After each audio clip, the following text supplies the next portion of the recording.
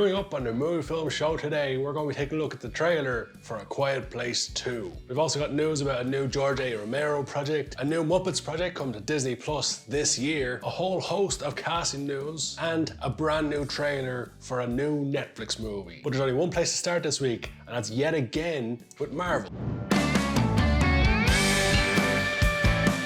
So as you may have seen this week, Marvel confirmed all of the Phase 4 films and their release dates going forward. They released a trailer which featured some of the stuff we've already seen, reaction to Endgame, and then a whole host of announcements about dates and some logos. Not too much we haven't seen. They showed Black Widow and Shang-Chi, two films we've already seen. I think we've featured both of them on the Movie Film Show, the trailers already. But some projects we knew about, we got a little bit more information on, in particular, Eternals. Eternals already had a pretty decent looking cast, but one thing I didn't know before I saw the trailer is Angelina Jolie's in it, and she's got a pretty damn awesome looking sword. Eternals, I'm hoping it's going to be similar to what I got with Guardians of the Galaxy. I didn't know anything about Guardians of the Galaxy before the movies. I didn't expect too much from it, and I was blown away by it. And hopefully it's going to be the same with Eternals, where I know nothing about it going in. It's got an amazing cast, and hopefully it's going to be outstanding. But on top of Eternals, we got a release date for Spider-Man. That film's coming out December 17th, 2021 this year. Doctor Strange and the Multiverse of Madness was confirmed for March 2022. Thor Love and Thunder for May 2022. Wakanda Forever for July 2022. That's a sequel to Black Panther, which will be very interesting to see how they handle that, you know, Black Panther not being around. They kind of hinted at in the trailer Michael B. Jordan perhaps having a bigger role in the movie. We'll wait and see what happens with that one. Then they confirmed the Marvels for November 2022, which is the sequel to Captain Marvel. I can't say I'm too excited about. The first one was perhaps the most unnecessary of all the Phase 3. Yeah, I didn't vibe with that one, but hopefully the Marvels will be better. Then the one everyone was waiting for, Ant-Man 3 or Ant-Man and the Wasp something. That one's coming out in 2023, that was confirmed. And it was confirmed Guardians of the Galaxy Volume 3 comes out in May 2023. 2 years to wait for that one, but a hell of a lot of content in between. Plus you've got all the shows that are coming out. Loki's coming out pretty soon, that's gonna be pretty awesome. So Marvel have a lot of interesting projects coming out, some of which I'm excited for. But overall,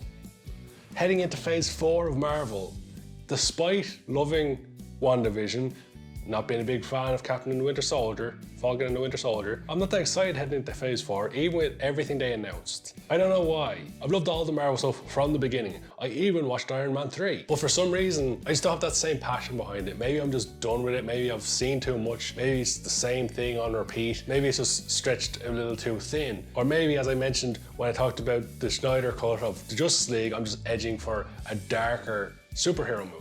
Something that I don't think Marvel is going to give us. But on top of that video, at the very end, they did their Phase 4 logo, and the Phase 4 logo looked very similar to a certain superhero group called the Fantastic Four, which it has been confirmed there is a Fantastic Four film in the works. I'm not too excited for it after hearing about the writers of it. I mentioned that all the way back when we reviewed the last Fantastic Four film as part of the worst movie ever. It's probably going to be linked somewhere up here to check that out. The rumours of John Krasinski and Emily Blunt in there, that makes it a little bit more interesting. Perhaps a hint from Marvel of a secret Fantastic Four being part of Phase 4. That would certainly make sense. Maybe, you know, in the late stages of 2023, that's when we're going to get the next Fantastic Four before the next Avengers movie. Is there going to be another Avengers movie? Probably the new Avengers is going to be the next one. I'm sure we're going to find out. But I'd love to know out there, whether you're a Marvel fan or not, are you excited for Phase 4? Have any of these films really caught your attention? I'm looking forward to Eternals. I think that one could be something special. Guardians of the Galaxy, I'll keep checking those out because they're generally pretty funny. Other than that, I'm not too pushed. I'm optimistic nonetheless. But I certainly want to know your opinions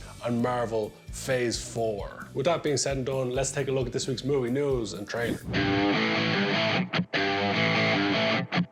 Sticking with Marvel, one film which a lot of people noticed was missing from that trailer was Blade. Blade has been announced that it's in production, or at least that it's in pre-production, being made. Marvel are making a new Blade movie. Mahershala Ali is playing Blade reportedly, but the reason it wasn't featured in the trailer for Phase 4 is that shooting's been pushed back. I assume COVID has pushed everything back in general. But Disney and Marvel have announced that Blade has been pushed back from even filming all the way back to 2022. So next year they're going to start filming it. So it's probably not going to be ready until 2024 at the earliest. So it might be a Phase 5 film or very, very late Phase 4. Because I assume all the stuff Marvel announced, as we mentioned in the previous segment, that's not all of Phase 4. There's going to be more than that because it's a little light if it is all of Phase 4. Sticking with a Disney-owned title, The Muppets. The Muppets is a thing. Still, despite them trying to ruin it with Muppets Now, I generally enjoyed Muppets Now. It's just weird Kermit.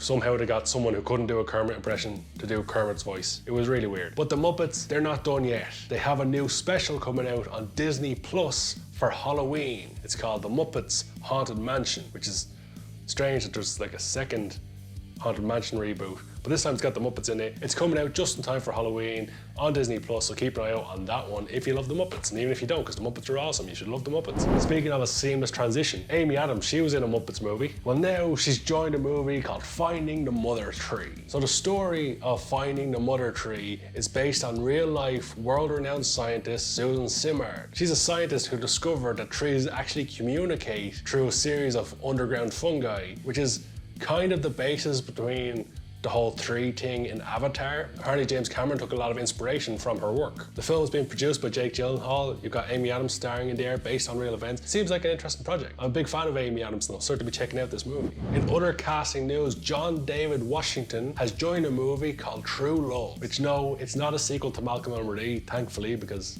that movie was a major disappointment. If you don't know why, check out my review. But the interesting thing about True Love, it's directed by Gareth Edwards. At first you might go, who? Gareth Edwards is the man who directed the 2014 version of Godzilla, but more importantly, directed Rogue One, a Star Wars story, which is, in my opinion, the best Star Wars movie since the original trilogy. So, in my eyes, a damn good filmmaker. John David Washington has been in some good movies down the years, albeit in the last year he's been in some overhyped movies, not really lived up to it. Malcolm and Marie, disappointment as I said. Tenet, disappointment as well. Although I'm told it's going to be better on my second viewing of it, I still haven't built up the courage to watch it again because I don't want to waste that much of my life on that movie. But Black Klansman he was fantastic in. And working with Gareth Edwards, who, as I said, through Rogue One has shown what a good filmmaker can be. This film has everything it needs to be a damn good movie, so it's certainly one to keep an eye on. Another bit of casting news which caught my eye this week is David Tennant, the former Doctor Who and the man who stole the show from me in Jessica Jones Season 1. He's joined the cast of The Amazing Maurice. I probably said that wrong. It's a film adaptation of a Terry Pratchett book, which interestingly also stars Hugh Laurie and Emilia Clarke. So Hugh Laurie, Emilia Clarke,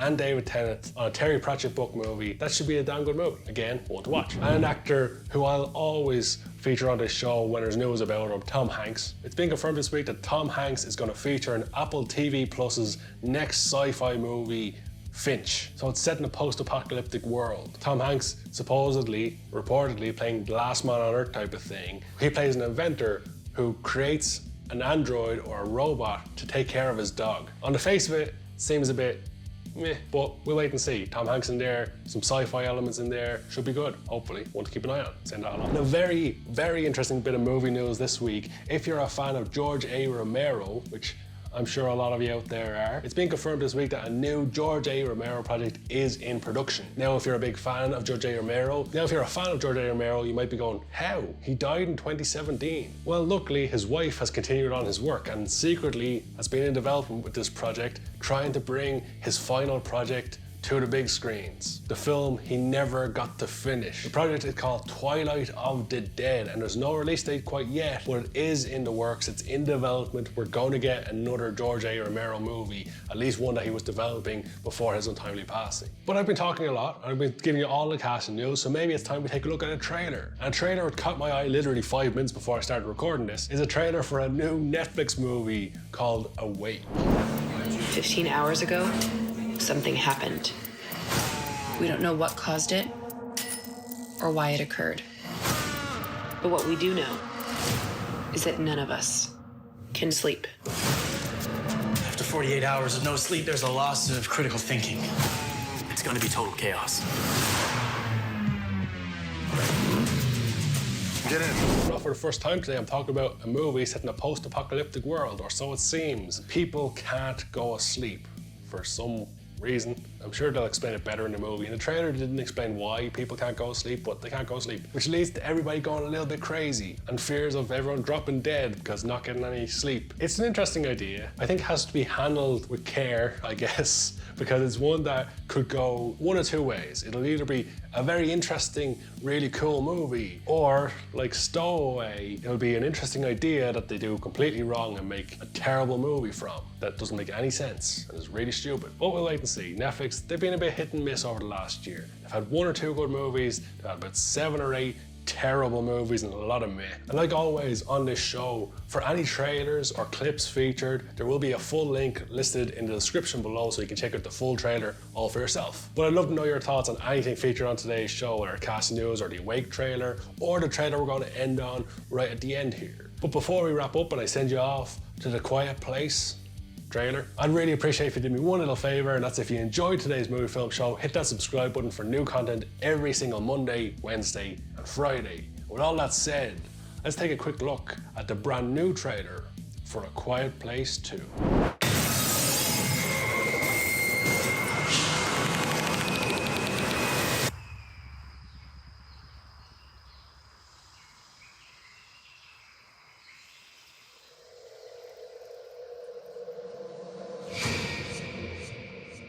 I don't know why you came all the way up here. There's nothing left. There are people out there.